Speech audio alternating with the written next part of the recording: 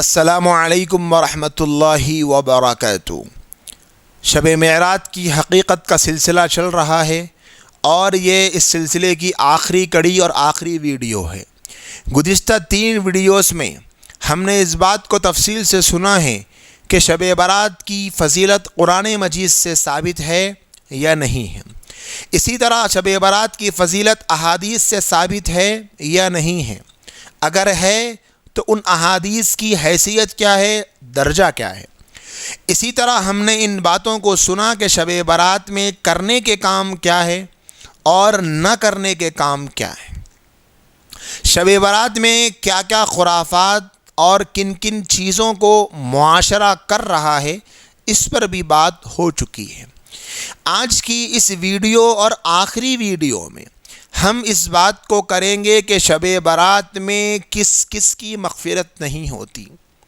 شب برات کی فضیلت کو سننے والے تمام ساتھی اتنا تو جان چکے ہیں کہ شب برات ایسی مبارک ہے کہ اس میں اللہ مغفرت کے فیصلے فرماتے ہیں۔ بندوں کی مغفرت ہوتی ہے اس رات میں۔ مغفرت کا مطلب اللہ کی طرف سے رضامندی کا اعلان۔ جنت میں جانے کا سب سے زیادہ ضروری راستہ مغفرت کا ہونا ہے۔ مغفرت نہیں ہوئی تو جنت میں نہیں جا پائے گا۔ اور مغفرت اتنا ہی ضروری ہے جتنی اس دنیا میں رہنے کے لیے جان ضروری ہے۔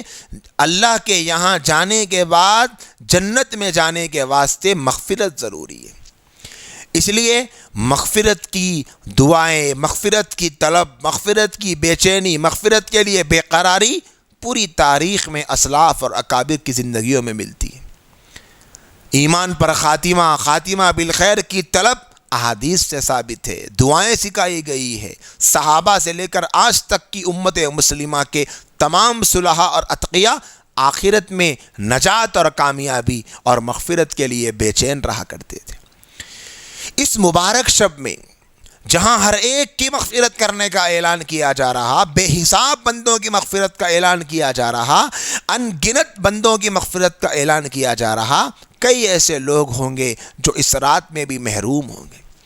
اور یہاں رک کر ایک بات یہ بھی سمجھ لیجئے، جس بندے کی مغفرت ایسی مبارک شب میں نہیں ہو رہی ہے، اس بندے کی مغفرت دوسرے دنوں میں کیا ہوگی؟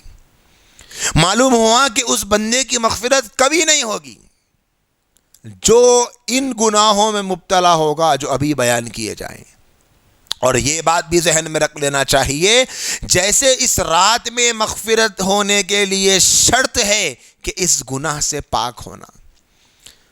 گناہ بیان کیے جائیں گے، اگر ان گناہوں میں کوئی رہے گا تو اس کی مغفرت نہیں ہوگی، لیکن جب وہ اس گناہ سے معافی چاہ لے گا تو اس کی مغفرت ہو جائے گی۔ جیسے اس شب میں مغفرت ہوگی، زندگی میں جب بھی اس گناہ سے توبہ کر لے گا تو اللہ ضرور معاف کرے۔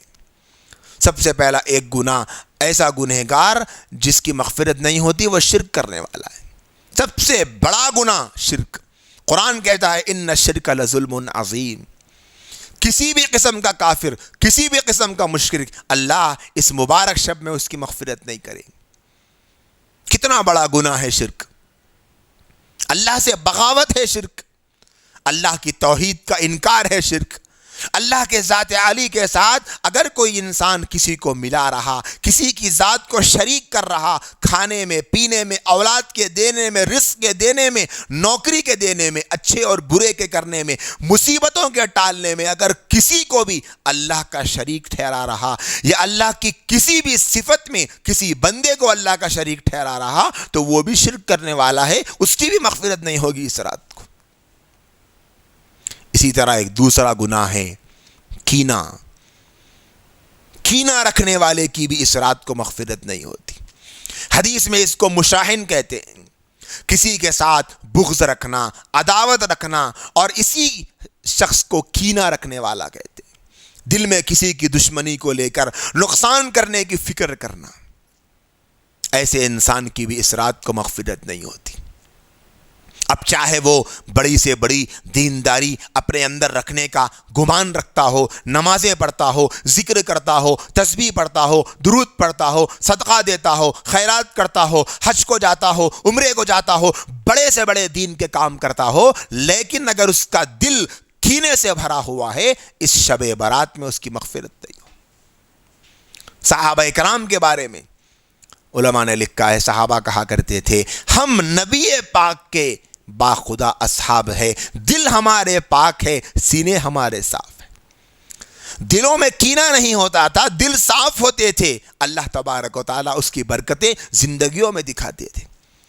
اللہ کے رسول علیہ الصلاۃ والسلام کی مجلس لگی ہے، ایک شخص آ رہے تھے، اللہ کے رسول نے فرمایا اگر کوئی کسی جنتی کو دنیا میں دیکھنا چاہتے ہیں تو اس شخص کو دیکھ لو۔ تھوڑی دیر گزری، ایک صحابی رسول تشریف لائے اور وہ ہاتھ میں چپل لے کر اندر داخل ہو رہے تھے، داڑھی کے بالوں سے پانی کے قطرے ٹپک رہے تھے۔ صحابہ نے دیکھا، پھر کسی موقع پر اللہ کے رسول نے فرمایا کسی جنتی کو دیکھنا چاہتے ہو تو آنے والے کو دیکھ لو۔ وہی صحابی، وہی عمل، پھر تیسری مرتبہ فرمایا۔ عبداللہ ابن عمر رضی اللہ تعالی عنہما کو فکر پیدا ہوئی کہ آخر ان کا ایسا کیا عمل، ایسی کون سی کوشش، ایسی کون سی ادا تھی جو اللہ کے رسول نے جس کی بنیاد پر ان کو دنیا میں جنتی قرار دیا۔ ملاقات کرنے کے لیے گھر کو پہنچ گئے اور 3 دن کے مہمان بن گئے۔ تفصیل میں جانا نہیں چاہتا۔ پہلے دن رات ہوئی تو رات کے اندھیرے میں عبداللہ ابن عمر رضی اللہ تعالی عنہما نے سونے کی ایک ایسی کوشش کی، لیکن سوئے نہیں، آگے والے کو دیکھتے رہے، انتظار میں تھے اب اٹھیں گے، اب بیدار ہوں گے، اب نماز پڑھیں گے، اب تہجد پڑھیں گے، اب ذکر کریں گے، اب کوئی تو عمل کریں گے جس کی بنیاد پر اللہ کے نبی نے ان کے بارے میں یہ پیشین گوئی سنائی ہے، یہ خوشخبری بتائی ہے۔ لیکن رات گزر گئی، دوسری رات بھی گزر گئی، تیسری رات بھی گزر گئی۔ عبداللہ ابن عمر رضی اللہ تعالی عنہما نے ان سے آخر کار پوچھ ہی لیا کہ اے میرے دوست، اے میرے ساتھی، اے اللہ کے رسول کے صحابی، آخر آپ کے پاس ایسا کون سا عمل ہے جس کی بنیاد پر اللہ کے نبی نے آپ کے لیے جنت کی بشارت سنائی ہے؟ 3 دن سے میں آپ کو یہی دیکھنے کے لیے گھر میں آیا تھا، دیکھتا رہا، لیکن آپ کا کوئی عمل مجھے نظر نہیں آیا۔ نہ تو رات میں آپ کا کوئی ایسا خاص عمل ہے جو ہم سے الگ ہو، آپ نے تو بس فجر کی نماز پڑھ لی ہے۔ تو وہ کہنے لگے میرے پاس تو ایسا کوئی خاص عمل نہیں ہے۔ کہا کہ سوچ کر تو بتاؤ۔ تو فرمایا شاید ہو سکتا ہے کہ ایک ایسا عمل کہ روزانہ رات میں سونے سے پہلے بس میں ایک کام یہ کر لیتا ہوں کہ کسی کے بھی بارے میں میرے دل میں کوئی کینہ، کوئی برائی نہیں رہتی، پوری مخلوق سے اپنے دل کو پاک صاف کر کے سوتا ہوں۔ فرمایا یہی عمل ہوگا جس کی بنیاد پہ اللہ کے رسول نے آپ کو جنتی ہونے کی خوشخبری سنائی۔ دوستوں اور ساتھیوں، بہنوں اور بھائیوں، یہ ہے وہ معاشرہ جس معاشرے کی آج ہم کو ضرورت ہے۔ یہ ہے وہ پاکیزہ دل جس کی آج ہم کو ضرورت ہے۔ یہ ہے وہ سچے لوگ جن کی آج ہمارے معاشرے میں کمی ہے۔ ہم کو چاہیے ایسے دل جو کینے سے پاک ہو۔ عبادات لے کر ہم خوش ہونے کے بجائے اپنے دل کو کینے سے پاک کرنے کی فکر کریں۔ آج کتنے ایسے معاملات سامنے آتے ہیں، بھائی کو بھائی سے، بہن کو بھائی سے، دوست کو دوست سے، سہیلی کو سہیلی سے، ساس کو بہو سے، بہو کو ساس سے، دلوں میں کینہ کپٹ بھرا ہوا ہے۔ نندوں کو بھاوجوں سے، بھاوجوں کو نندوں سے، دیورانیوں کو جٹھانیوں سے، جٹھانیوں کو دیورانیوں سے، ایک دوسرے کے کینے کو پال پال کر شب برات کی مغفرت سے محروم ہونے والے ہیں یہ تمام کے تمام۔ اس لیے بڑا خطرناک گناہ ہے، ہم سب کو اس بارے میں ڈرنے کی ضرورت ہے۔ اگر کوئی کسی سے کینہ رکھتا ہو تو شب برات سے پہلے ان سے معافی چاہ لے، دل صاف کر لے، توبہ کر لے، استغفار کر لے، انشاءاللہ ضرور اللہ مغفرت کر دیں گے۔ شرط یہ ہے کہ اس گناہ کو چھوڑ۔ ایک دعا بھی ہے، یاد کر لیں، اللہم اہد قلبی واسلل سقیمۃ صدری۔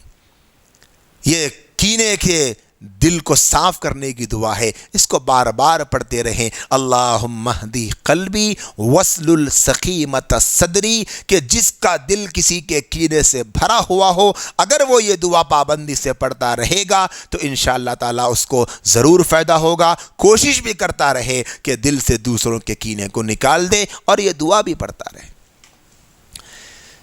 تیسرا ایسا گنہگار جو والدین کا نافرمان ہوگا، اس کی بھی اس رات کو مغفرت نہیں ہوتی۔ اللہ نے قرآن میں ماں باپ کا کتنا مقام بتایا، احادیث رسول میں کتنا مقام بتایا۔ ماں باپ کی فضیلت اور ماں باپ کی اہمیت کے لیے یہ ایک بات ہی کافی ہے کہ انسان دیکھ رہا ہے کہ میرے ماں باپ نے میرے لیے خود کو گھلایا، خود کو پگھلایا، خود کو نچوڑ دیا، میری محبت میں اپنا سب کچھ انہوں نے قربان کر دیا۔ بس یہی ایک چیز کافی ہے ماں باپ کی عظمت اور ماں باپ کی قدر کو سمجھنے کے لیے۔ ماں باپ کی خدمت کرنے والا، اللہ کو راضی کرنے والا، ماں باپ کا نافرمان ایسا ہے جسے دنیا میں بھی سزا ملے گی، آخرت میں بھی سزا ملے گی۔ اور ماں باپ کا نافرمان کبھی سکون سے نہیں رہتا، چین سے نہیں رہتا، اطمینان سے نہیں رہتا۔ ماں باپ کو تکلیف دینے والے نہ دنیا میں سکون سے رہیں گے نہ آخرت میں سکون سے رہیں گے۔ ماں باپ کی عزت کرنے والا ضرور خوشیوں میں رہے گا، اور ماں باپ کا احترام کرنا گویا اللہ کو راضی کرنا ہے، اور باپ کی خوشی میں اللہ کی خوشی ہے، باپ کی رضا میں اللہ کی رضا ہے، ماں باپ کی خوشنودی میں اللہ کے رسول کی رضا ہے۔ آج ہمارے معاشرے میں کتنے ہیں جو ماں باپ کا دل توڑے ہوئے، ماں باپ کو دکھی کیے ہوئے، ماں باپ کو دل تکلیف سے بھر دیے والے ہیں۔ کتنے ایسے ہیں جنہوں نے ماں باپ کے دل کو توڑا، ماں باپ کو ستایا، ماں باپ کی بات نہیں سنی، ماں باپ کی ناقدری کی، ماں باپ کو تکلیف دی، ماں باپ کو اذیت دی۔ آج لائن لگی ہوئی ہے ایسے بچوں کی جو ماں باپ کے نافرمان ہیں، قطاروں کی قطاریں بندی جائے گی اگر کھڑا کر دیا جائے جو ماں باپ کے نافرمان ہیں۔ اگر چاہتے ہیں مغفرت ہو جائے تو شب برات میں اس موقع پر یا شب قدر ہو، کسی بھی موقع پر، اس موقع سے پہلے اس گناہ سے توبہ کر لیں تاکہ اس مبارک شب کی مغفرت سے ہم فائدہ اٹھا سکیں، اور پوری زندگی بھی اگر ہم اس گناہ میں مبتلا رہیں گے تو کبھی اللہ معاف نہیں کرے گا۔ نیت کر لیں کہ اس رات سے توبہ کروں گا تو پھر کبھی یہ گناہ نہیں کروں۔ میں کہنا چاہتا ہوں تمام نوجوان لڑکوں اور لڑکیوں سے، آپ کی کامیابی، آپ کی سرخروئی، آپ کی نجات، آپ کی عزت، آپ کے سربلندی، آپ کا سکسس، آپ کا فیوچر آپ کے ماں باپ کی عزت میں ہے۔ ماں باپ کی عزت کرو گے، جتنی عزت کرو گے اتنے کامیاب ہوگے، جتنی بے عزتی کرو گے اتنے ناکام ہوگے۔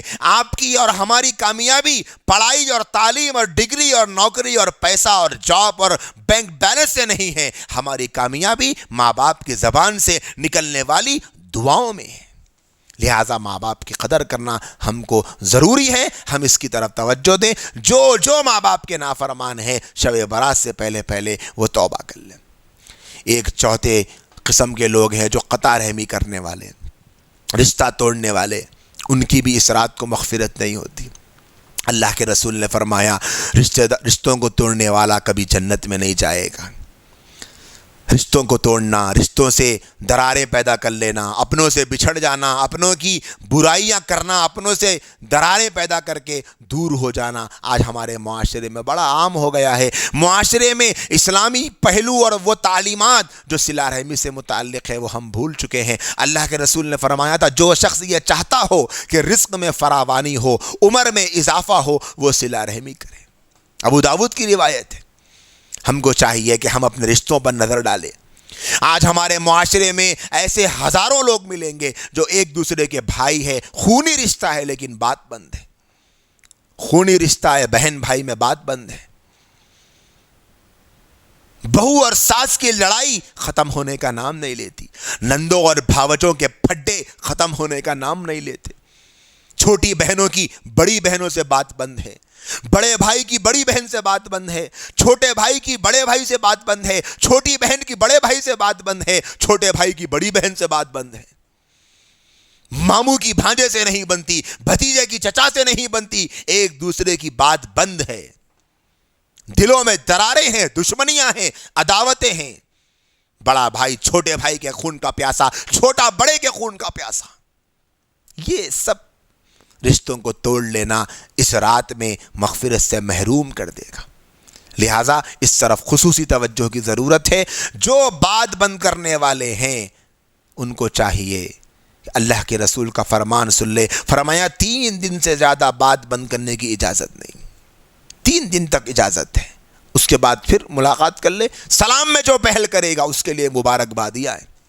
لہذا شب برات سے پہلے جتنے رشتہ داروں سے بات اور تعلق بند ہیں ان سے ہم کو چاہیے جو مغفرت چاہتے ہیں شب برات میں یا شب قدر میں، ان کو چاہیے کہ وہ اپنے رشتوں کو ضرور سدھار لیں، درست کر لیں۔ اسی طرح ایک ایسا گنہگار جو ٹخنوں سے نیچے کپڑا لٹکانے والا ہے، ایسے شخص کی بھی اس شب کو مغفرت نہیں ہوتی۔ مغفرت پیسے کی بنیاد پر، مال کی بنیاد پر، جائیداد کی بنیاد پر، عہدے کی بنیاد پر، سلطنت کی بنیاد پر، پراپرٹی کی بنیاد پر، پوش کی بنیاد پر، سیونگ کی بنیاد پر نہیں ہوتی۔ مغفرت تو اللہ کے رسول کی اتباع کی بنیاد پر ہوتی ہے۔ اللہ کے نبی نے فرمایا مسبل اس رات کو مغفرت سے محروم رہے گا۔ کون ہے مسبل؟ کپڑوں کو ٹخنے سے نیچے لٹکانے والا، یہ جہنم میں جائے گا، اس کا جہنم میں جلے گا جسم کا وہ حصہ جس کو یہ کپڑوں سے چھپاتا ہے۔ اور یہ حکم صرف نماز کے لیے نہیں، بہت سارے احباب کو ہم دیکھتے ہیں کہ وہ نماز کے وقت میں جب مسجد کو آتے ہیں تو اپنے کپڑے اوپر کر لیتے ہیں، پینٹ ہو، پاجامہ ہو، لنگی ہو، جو بھی ہوتا ہے تھوڑا اوپر کر لیتے ہیں، پینٹ وغیرہ ہوتا ہے تو موڑ لیتے ہیں، یہ سمجھ کر کہ بھئی نماز کے موقع پہ تو ایسا کر لینا چاہیے۔ کسی بھی نوجوان کے لیے اگر وہ بالغ ہو جائے تو جیسے شریعت کے تمام احکام کا وہ مکلف ہے، اسی طرح ٹخنوں سے اوپر کپڑا رکھنا اس پر واجب اور ضروری ہے، ضروری ہے۔ کوئی داڑھی رکھنے والا یہ نہ سمجھے کہ میں داڑھی رکھ لیا ہوں تو میرے لیے یہ بات نہیں ہے، داڑھی رکھنے کا ثواب الگ ہے، ٹخنوں سے نیچے کپڑا لٹکانے کا گناہ الگ ہے۔ کپڑا اوپر کرنا پڑے گا، بہت بڑا گناہ ہے۔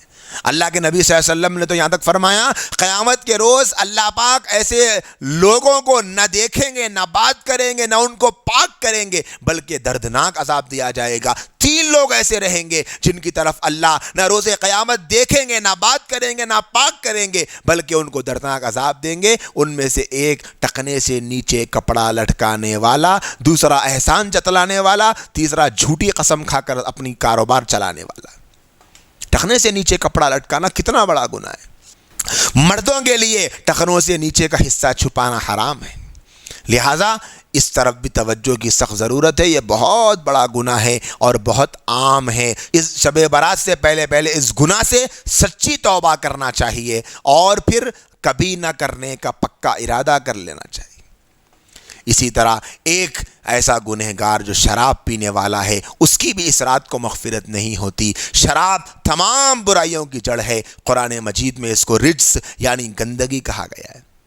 شراب ام الفواحش ہے، ام الکبائر ہے، سب سے بڑی خبیث ناپاک چیز ہے۔ شیطان اس کے ذریعے انسان کو 4 قسم کے نقصانات سے دوچار کرتا ہے۔ پہلی چیز آپس میں دشمنی اور عداوت پیدا کرتا ہے، دلوں کے اندر بغض اور اناد پیدا کرتا ہے۔ تیسرا نقصان اللہ کی یاد سے غافل کرتا ہے۔ چوتھا نقصان نماز جیسی افضل عبادت سے روک دیتا ہے، خیر و برکت سے محروم ہو جاتا ہے انسان، آخرت خراب ہو جاتی ہے۔ شرابی کے لیے بے حیائی اور بد کرداری کے تمام دروازے کھل جاتے ہیں اور وہ حلال حرام کی تمیز کھو بیٹھتا ہے۔ ابن عباس رضی اللہ تعالیٰ عنہ کی ایک روایت میں تو یہاں تک موجود ہے کہ شرابی ماں، خالہ، پھوپھی سے تک منہ کالا کر سکتا ہے، اس کے لیے کوئی فرق نہیں ہوتا۔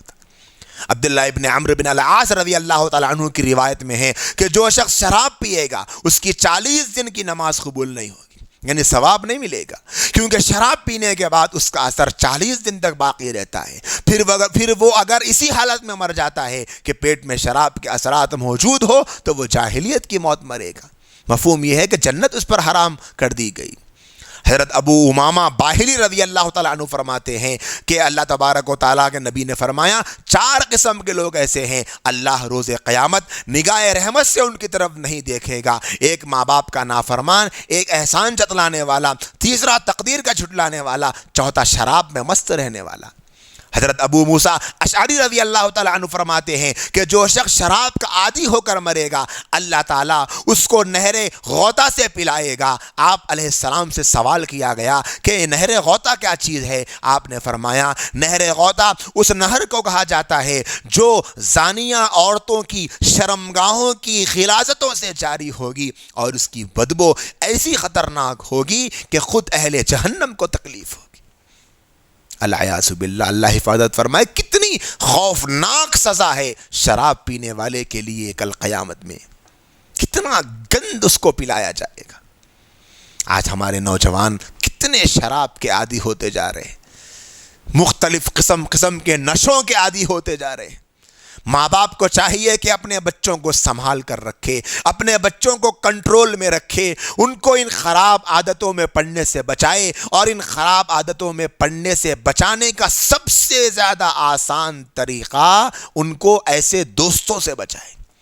لڑکے دوستوں سے خراب ہو رہے ہیں، یہ دوستیاں ہیں جو ہماری نوجوان نسلوں کو تباہ کر رہی ہیں۔ شرابی کی اس رات کو مغفرت نہیں ہوتی جب تک کہ وہ شراب سے سچی پکی توبہ نہ کر لے۔ اگر ہو سکے تو اس مضمون کو کسی شراب پینے والے تک پہنچا دیجئے تاکہ وہ شب برات یا شب قدر جیسی مبارک راتوں سے پہلے اس گناہ سے توبہ کر لے اور ہمیشہ کے لیے اس گندگی کو چھوڑ دے۔ اسی طرح ایک وہ گنہگار جو قتل کرنے والا ہے، اس کی بھی اس رات کو مغفرت نہیں ہوتی شب برات میں۔ ایک انسانی جان کا قتل کرنا گویا پوری انسانیت کا قتل کرنا ہے، کبیرہ گناہ ہے، بہت بڑا گناہ ہے۔ عبداللہ ابن عمر رضی اللہ تعالیٰ عنہ فرماتے ہیں، بخاری کی روایت ہے، اللہ کے نبی سے پوچھا گیا یا رسول اللہ بڑے بڑے گناہ اکبر الکبائر بتا دیجئے۔ فرمایا شرک کرنا بڑا گناہ، ماں باپ کی نافرمانی بڑا گناہ، جھوٹی قسم کھانا بڑا گناہ، فرمایا کسی کو قتل کر یہ بھی بڑا گناہ ہے، بہت بڑا گناہ ہے کسی کو قتل کرنا۔ قرآن میں تو اللہ پاک نے فرمایا جو جان مجھ کر کسی کو قتل کرے گا فجزاؤہ جہنم، اس کی جزا تو جہنم ہے۔ مار دھاڑ، قتل و غارت گری، لڑائی جھگڑا، ان چیزوں سے تو اللہ کے رسول نے اس امت کو بچایا تھا، اس اپنی بے چینی اور بے قراری بتا کر اس امت کو لڑائی جھگڑے سے دور رکھا تھا، خون خرابے سے دور رکھا تھا، ایک دوسرے کی گردنیں مارنے سے دور رکھا تھا، ایک دوسرے کی جان کے دشمن بننے سے دور رکھا تھا۔ لیکن آج ہم معاشرے میں دیکھ رہے ہیں لڑائی جھگڑا، مار پیٹ، قتل و غارت گری، مرڈر اتنا عام ہو گیا کہ اللہ کی پناہ۔ کیا یہ وہی مسلم معاشرہ ہے جس کے لیے اللہ کے رسول کی آنکھوں سے آنسو نکلے تھے؟ کیا یہ وہی مسلم سماج ہے جس کے لیے اللہ کے رسول کی آنکھیں روئی تھی؟ کیا یہ وہی نوجوان ہیں جن کو اللہ کے رسول نے 1500 برس پہلے سمجھایا تھا کہ قتل و غارت گری مت کرو؟ کتنی زیادہ آج قتل و غارت گری کی وارداتیں ہو رہی ہے، بھائی بھائی کا قتل کر رہا، دوست دوست کا قتل کر رہا، بہنوئی سالے کا قتل کر رہا، سالے بہنوئی کا قتل کر رہے، بڑا چھوٹے کا قتل کر رہا، بڑا بھائی چھوٹے بھائی کو، چھوٹا بھائی بڑے بھائی کو، ایک بستی کے لوگ دوسری بستی کے ایک نوجوان کو، 10 8 لوگ مل کر ایک نوجوان کو قتل کر رہے۔ یہ کتنی زیادہ بے دینی مسلم معاشرے میں پیدا ہو چکی ہے۔ یاد رکھنا میرے بھائیوں، اس مبارک شب میں محروم ہوں گے مغفرت سے ایسے لوگ جو کسی کا جان مجھ کر قتل کرے۔ دنیا میں ہو سکتا ہے بیل پر آ جائیں، دنیا میں ہو سکتا ہے کہ قتل کی سزا نہ مل سکے، لیکن کل روز قیامت دنیا کی کوئی طاقت اس قاتل کو نہیں بچا سکتی جس نے جان بوجھ کر کسی بے گناہ کا قتل کیا ہے۔ اس رات کو محروم ہوگا، الا یہ کہ گناہ سے توبہ کر لو، توبہ کا دروازہ کھلا ہے، اب بھی توبہ کر لو، توبہ کا دروازہ کھلا ہے۔ آپ نے جو گناہ کیا، ہم نے جو گناہ کیا، آج بھی توبہ کر لے، توبہ کا دروازہ کھلا ہے۔ اسی طرح اس رات میں زانی کی مغفرت نہیں ہوتی، اس عورت کی جو زنا کرنے والی، اس مرد کی جو زنا کرنے والا، اس رات میں مغفرت نہیں ہوتی۔ اللہ نے قرآن میں فرمایا وَلَا تَقْرَبُوا الزِّنَا إِنَّهُ كَانَ فَاحِشًا، زنا کے قریب بھی نہ جاؤ، زنا نہ کرو یہ نہیں کہا، زنا کے قریب بھی نہ جاؤ۔ قیامت کی علامتوں میں سے یہ بتایا گیا زنا عام ہو جائے گی، شراب عام ہو جائے گا۔ آج ہم اپنے معاشرے پر نظر ڈال کر دیکھ لیں کتنے واقعات زنا کے، ریپ کے، گینگ ریپ کے معاشرے میں دیکھنے کو ملتے، شراب کی وجہ سے لڑائیاں جھگڑے مار پیٹ کتنی دیکھنے کو ملتی۔ اللہ کے رسول نے فرمایا تھا قیامت کی علامت۔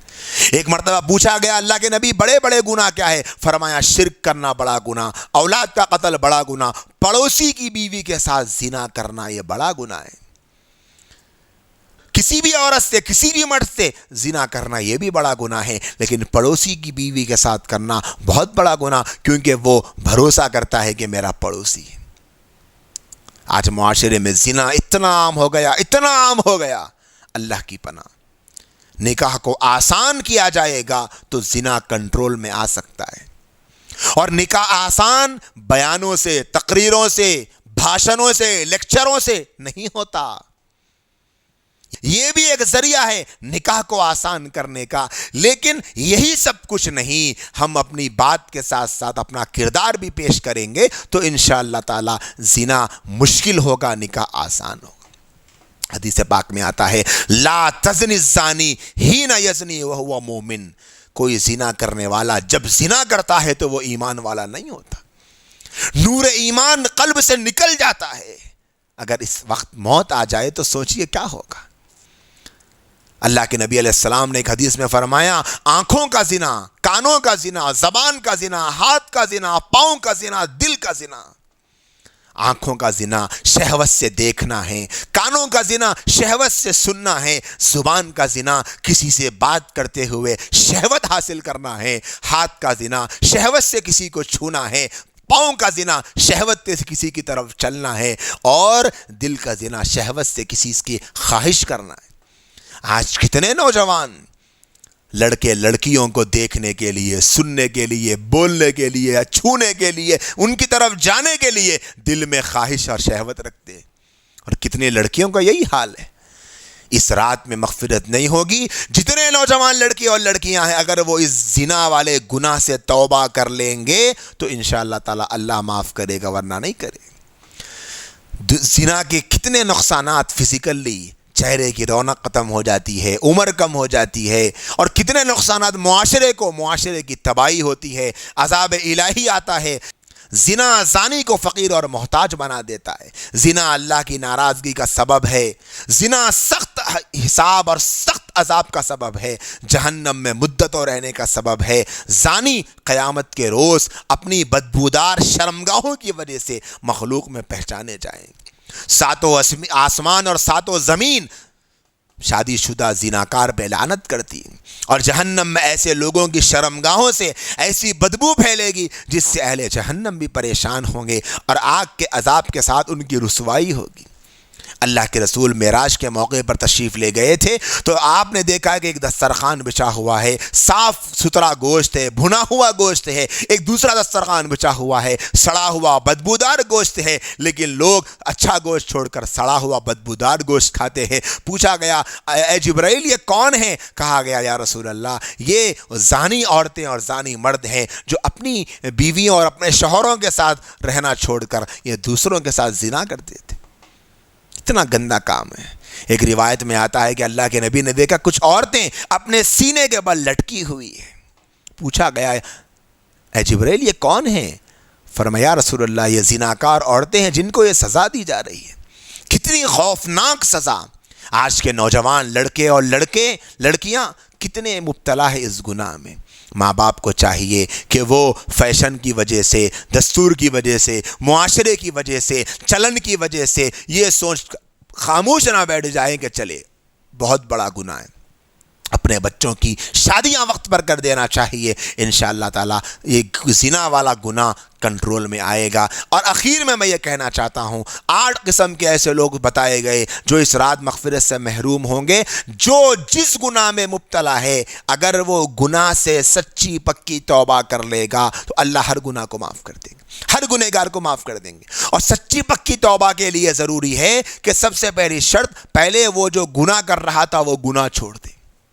ضروری ہے گناہ چھوڑنا، گناہ کرتے ہوئے توبہ توبہ کہنا یہ توبہ نہیں، گناہ چھوڑ دینا۔ اور دوسری چیز اس گناہ پر ندامت ہو، شرمندگی ہو، افسوس ہو۔ اور تیسری شرط ہے آگے کبھی وہ گناہ نہ کرنے کا پکا ارادہ کرنا۔ اگر یہ 3 شرطیں پائی جاتی ہے تو یہ توبہ ہے، ورنہ توبہ نہیں، ورنہ تو توبہ کا مذاق ہے۔